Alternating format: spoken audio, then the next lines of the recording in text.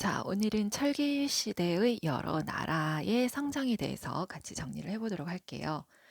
어, 철기 문화가 보급되면서 만주와 한반도 지역에서는 여러 나라가 성장하였습니다. 네, 기원전 1세기경이에요. 먼저 나라들의 위치를 한번 살펴볼까요? 자, 여기 지도가 보이시죠?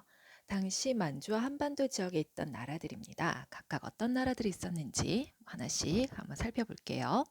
자, 요 위에 보시면 숭화강이라는 강이 보이실 거예요. 자, 요 숭화강이 있던 요 근처에 있었던 나라가 바로 부여입니다.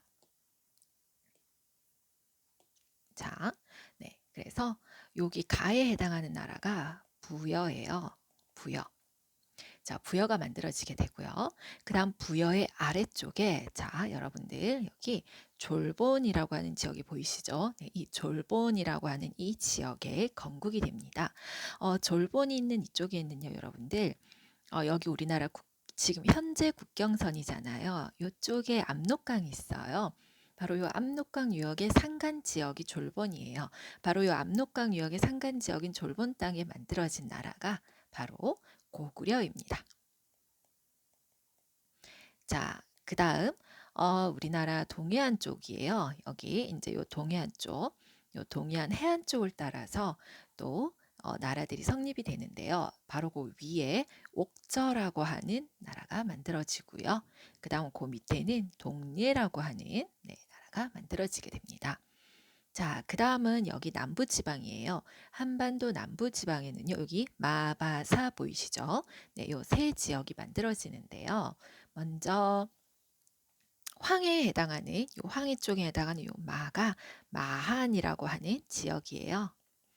그 다음 여기 동해 쪽에 해당하는 바 보이시죠? 이 바가 진안입니다. 진안이 되고요. 그 다음 여기 남해안 쪽에 여기가 바로 변한이 만들어져요. 자, 그렇게 해서 당시 이 철기 시대 때 이렇게 만주와 한반도 지역에 여러 나라가 성장하게 됩니다. 그 중에서도 여러분들 여기 마한, 진안, 변안 요 세 개를 묶어서 저희가 한자가 들어가는 세 가지라고 해서요. 여기를 우리가 삼한이라고 불러요. 자, 이 지역들의 특징을 크게 살펴보자면요. 먼저 만주 지역이 만들어졌던 부여하고 고구려는 연맹왕국입니다. 여러분들, 연맹왕국. 연맹왕국이라고 하는 거는 어떤 거냐? 자, 연맹왕국은요. 왕국이니까 왕이 존재하겠죠, 당연히. 네, 그래서 왕이 존재합니다. 왕은 존재해요. 하지만 그러나 왕의 힘이 아주 약할 수밖에 없어요. 왕권이 약해요. 이유는 뭐냐면 연맹왕국은 말 그대로 연합체예요. 여러 부족들이 모여서 나라를 만들게 됩니다. 여러 부족이 연합을 해서 왕국을 이룬 것이기 때문에요. 당연히 그 중에서 가장 강력한 부족의 부족장이 왕이 될 거예요. 그러다 보니까 여전히 이 연맹왕국은 여전히 왕보다는 부족장의 힘이 더 강하다고 보시면 돼요. 자, 그래서 연맹왕국의 가장 큰 특징이 무엇이냐라고 한다면요. 연맹왕국은 부족 연합입니다. 여러분들 이건 어떻게 만들어졌다? 만들어진 게 부족들의 연합으로 만들어졌다. 부족 연합으로 만들어지다 보니 자, 어떤 문제가 생겼다? 왕과 부족장들 사이에서 여전히 누구 힘이 셌다? 부족장의 힘이 강할 수밖에 없었다라는 겁니다. 자, 그 다음 나머지 옥저, 동해, 사막. 자, 여기 요 라인은 연맹왕국은 아니에요. 여전히 그저 부족장들이 다스리던 군장 국가였어요. 여기는. 네, 잠시만요.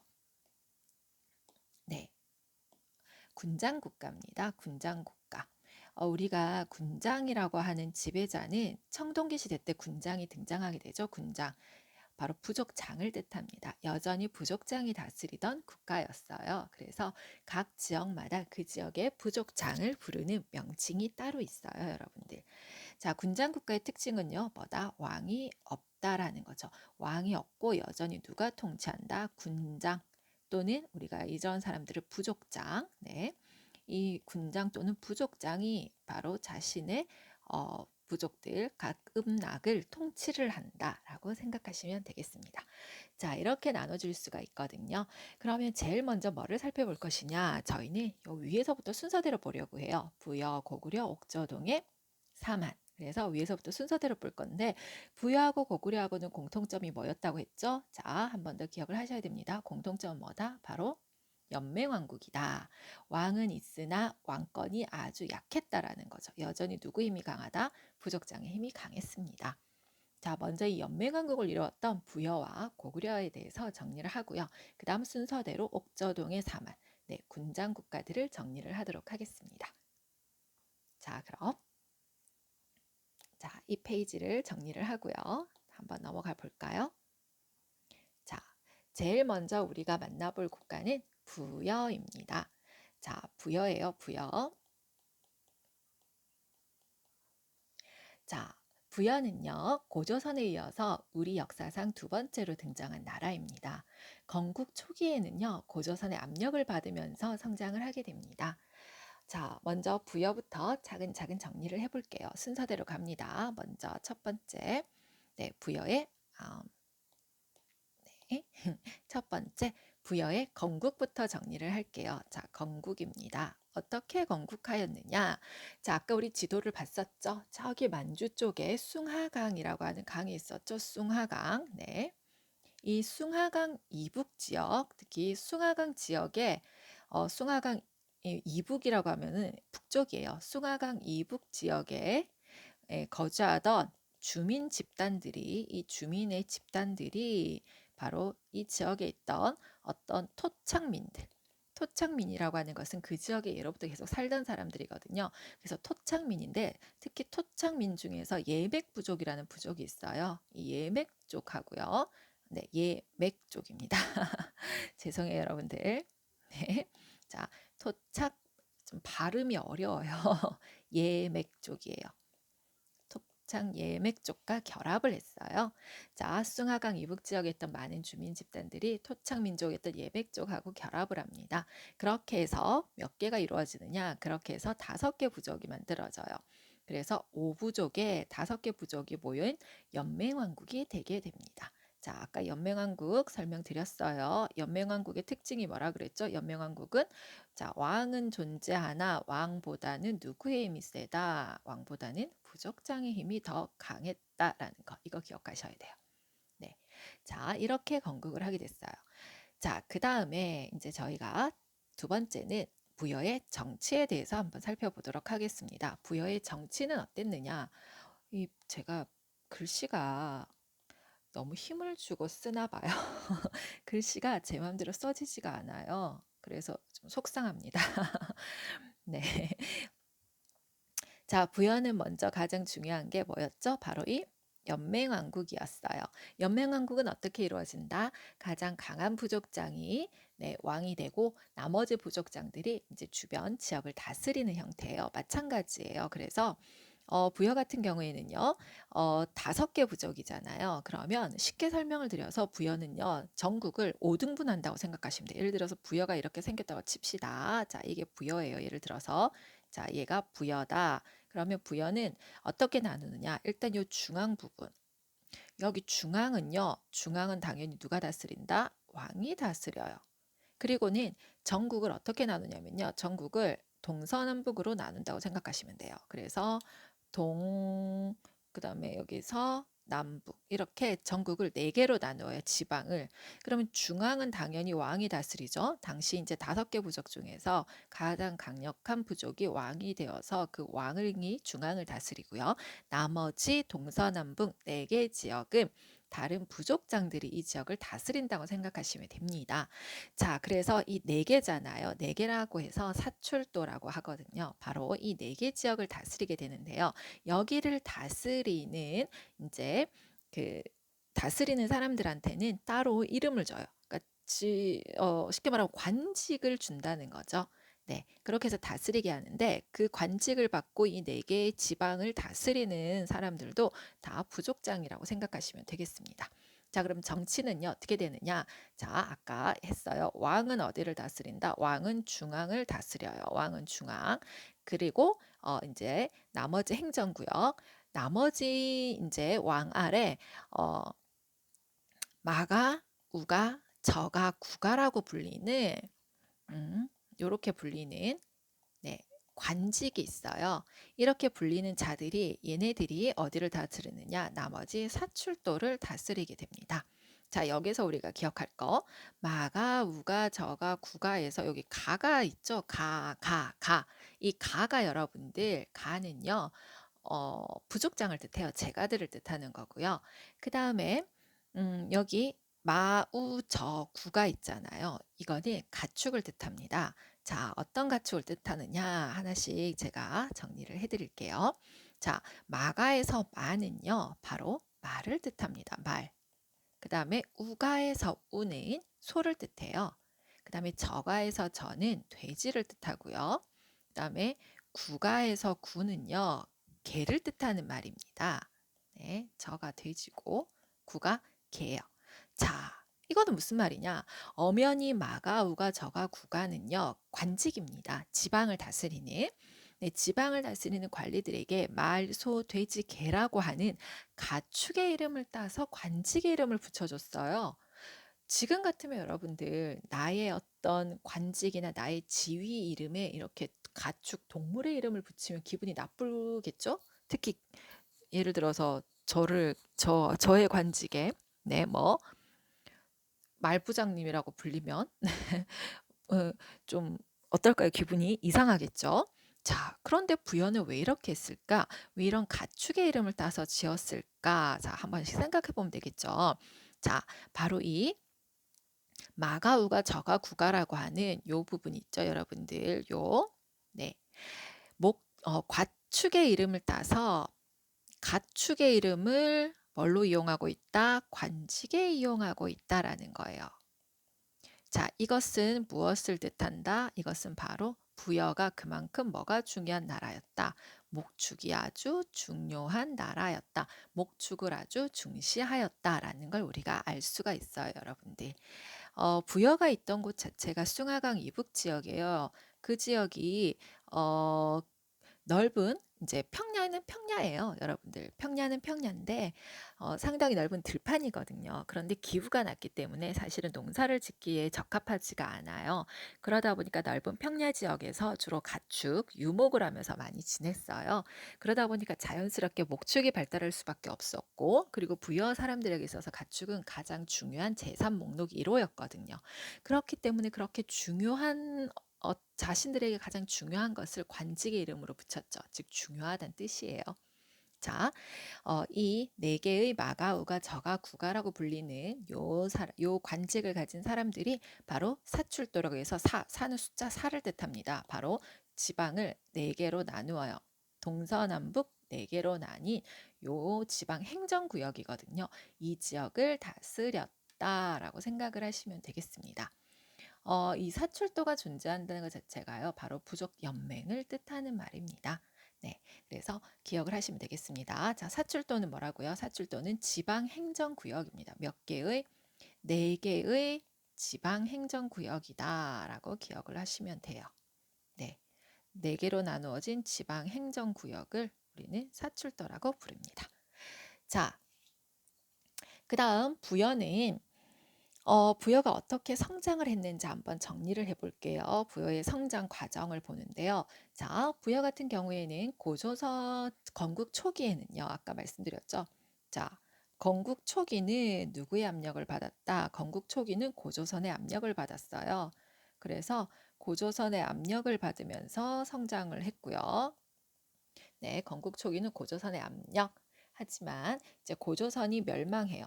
자, 고조선 멸망 후에는 어떻게 되느냐?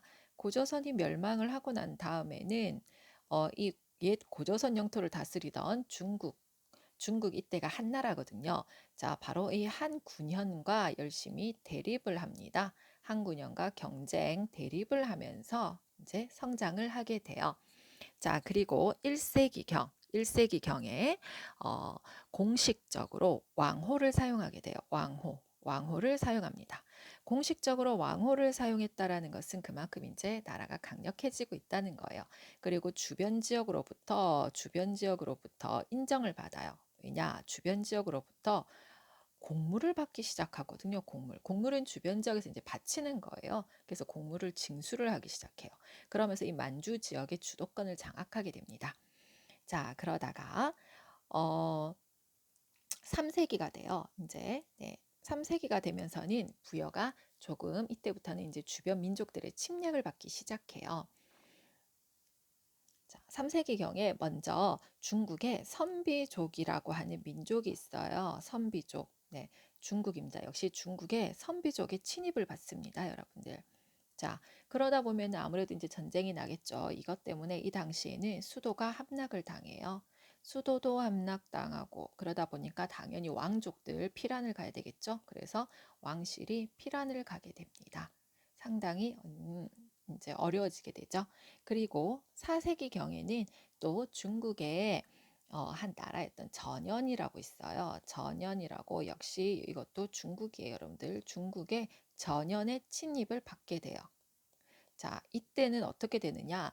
전현과의 전쟁에서는요, 무려 왕을 포함해서 5만여 호의 5만여 호가 포로로 끌려가게 돼요. 그러면서 엄청 쇠퇴하게 되죠. 부여가 아주 쇠퇴하게 쇠퇴의 길을 걷게 됩니다. 자, 그러다가 5세기 초 이제 5세기가 되면서는 고구려가 힘을 키우기 시작해요. 특히 고구려는 5세기가 고구려 전성기거든요. 여러분들 잘 아시는 바로 고구려 광개토 대왕의 공격을 받게 됩니다. 5세기는 고구려 광개토 대왕의 공격. 자, 그러다 보니까 어떻게 되겠어요? 엄청 힘이 이제 부여가 많이 쇠퇴를 하게 되겠죠. 이때부터는 당연히 이제 고구려의 간섭을 받기 시작해요. 고구려의 지배를 받기 시작합니다.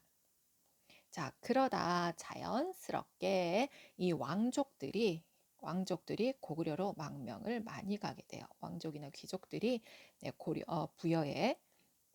부여의 왕족들이 고구려로 망명을 가게 되고요. 자, 그러면서 결국 부여는 멸망을 하게 돼요. 부여가 멸망을 하게 된 게 바로 5세기 말인 494년입니다.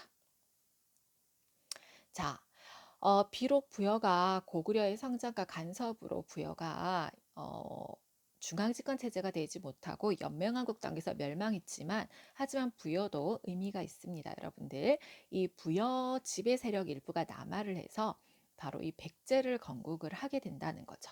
자, 이게 이제 부여의 정치 과정이었어요. 자, 부여의 정치 과정 한번 다시 정리를 해볼까요?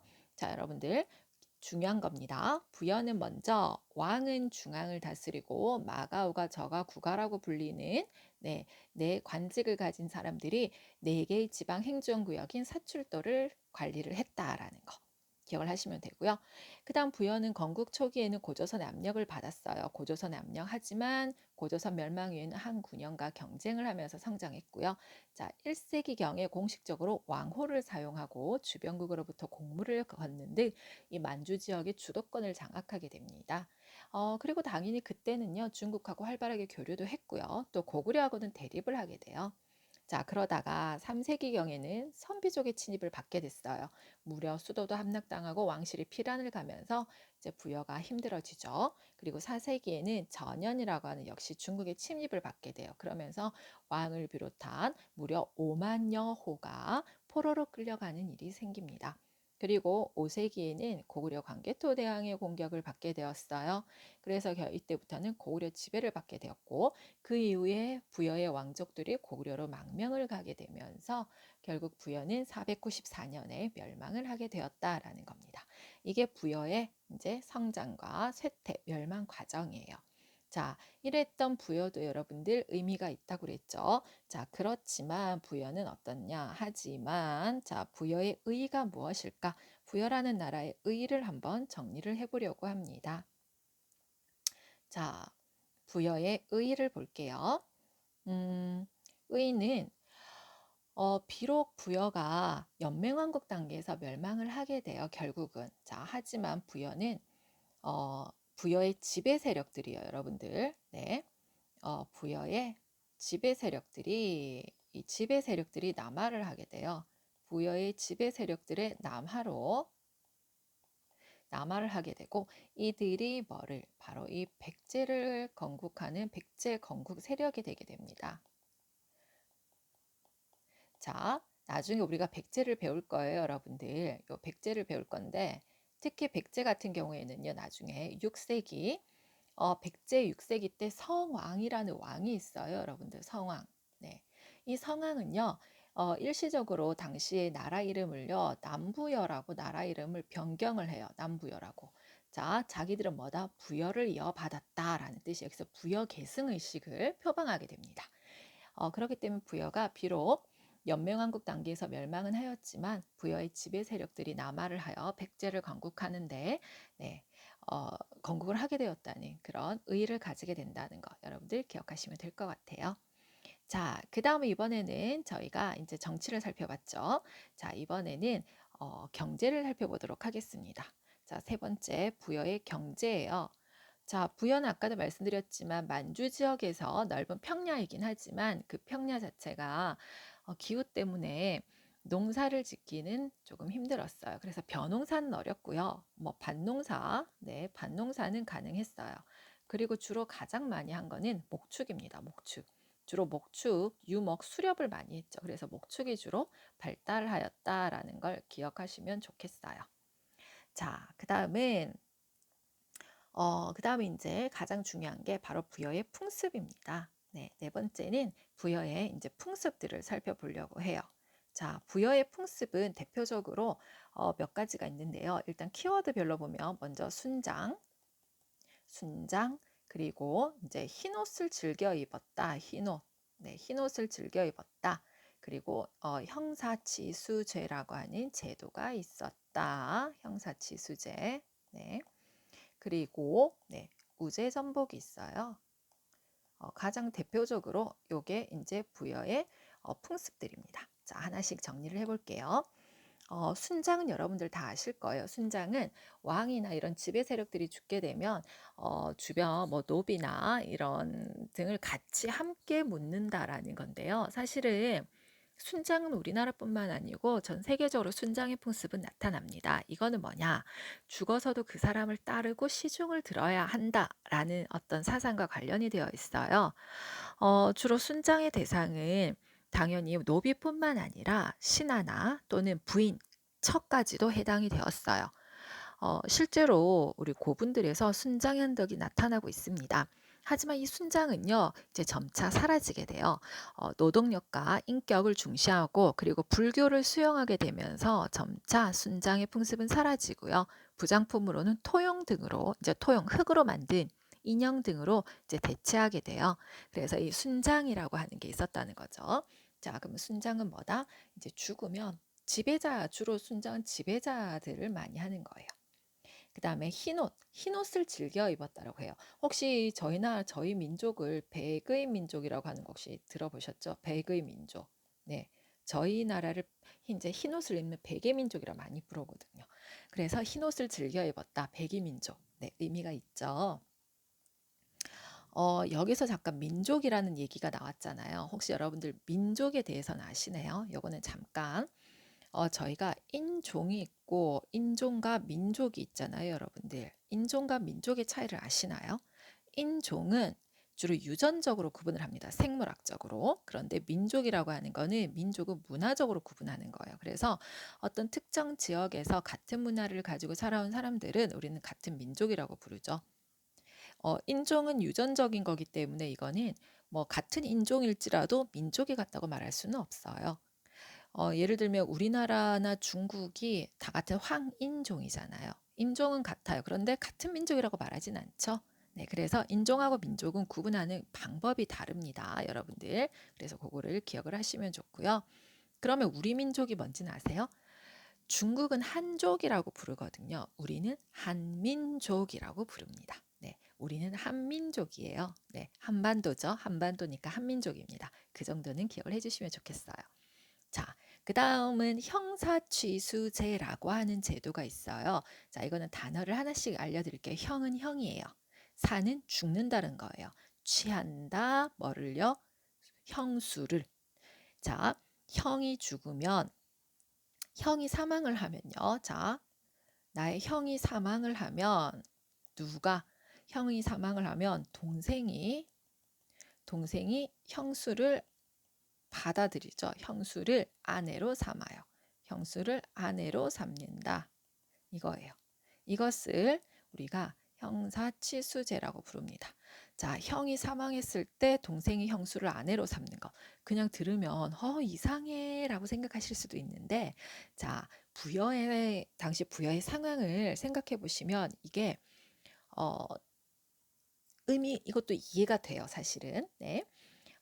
사실은 만약에 형이 죽었어요. 이제 아까도 말씀드렸지만 부여는 농사보단 주로 유목을 많이 해요. 가축을 키우고 유목을 하고 수렵, 사냥을 하고 이런 것들이 주였거든요. 아무래도 가축을 기르고 사냥을 하는 건 여성보다는 남성이 많이 하게 되겠죠.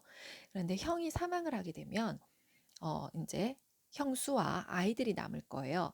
근데 이 형수와 아이들 여성들이 그 유목을 하고 이제 수렵을 하면서 가축을 기르면서 거기서 사는 것 자체가 삶이 그렇게 쉬운 삶이 아니에요.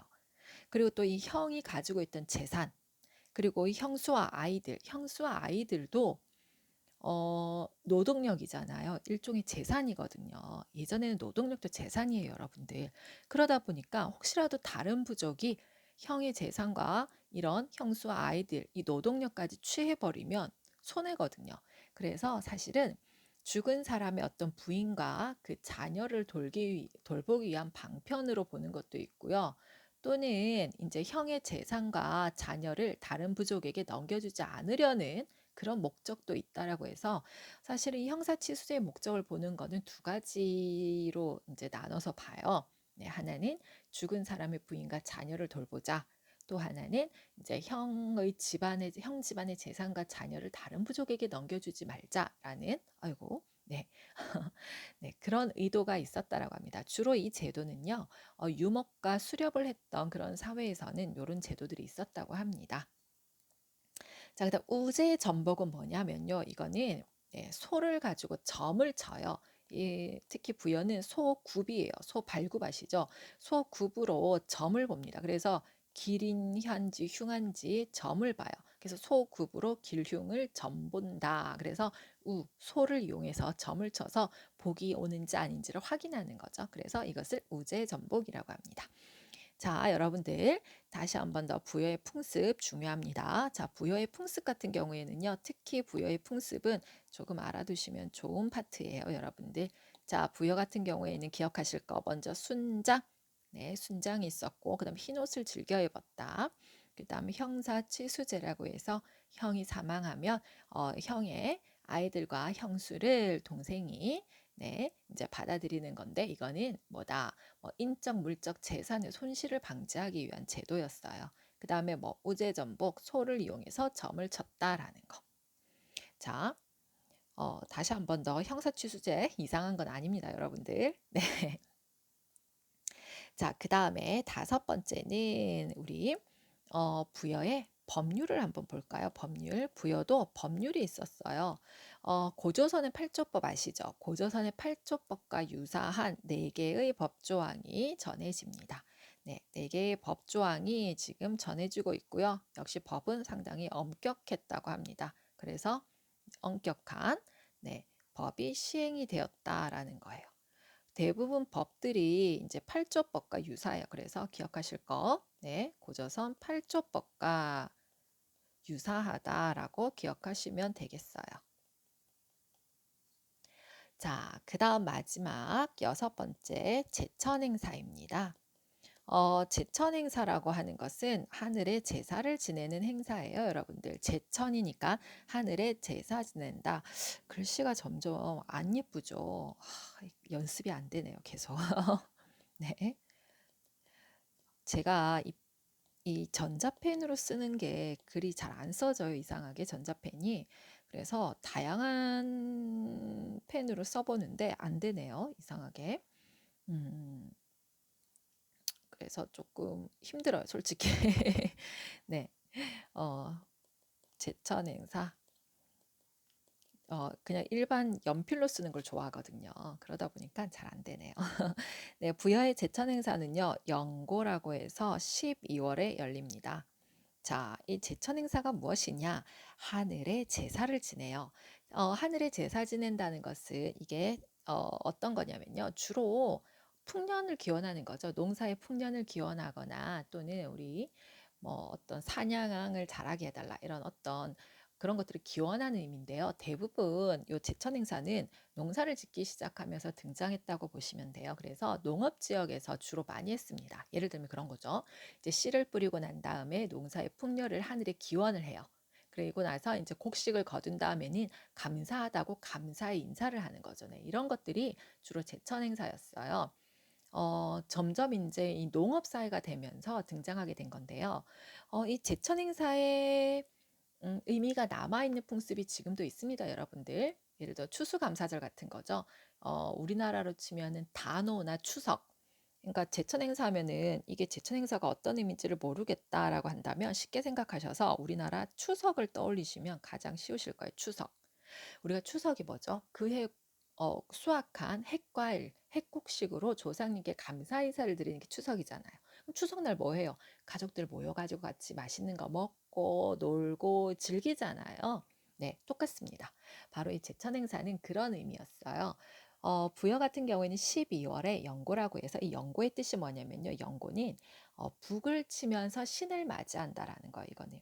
그래서 이 영고가 북을 치면서 시인을 맞이한다라는 거거든요. 이런 뜻이에요.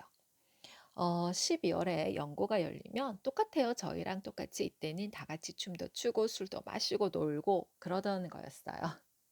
그래서 이 제천 행사는 여러분들 중요합니다. 그래서 각 지역의 제천 행사는 꼭 기억을 해주시면 좋습니다. 네, 자 여기까지 부여입니다.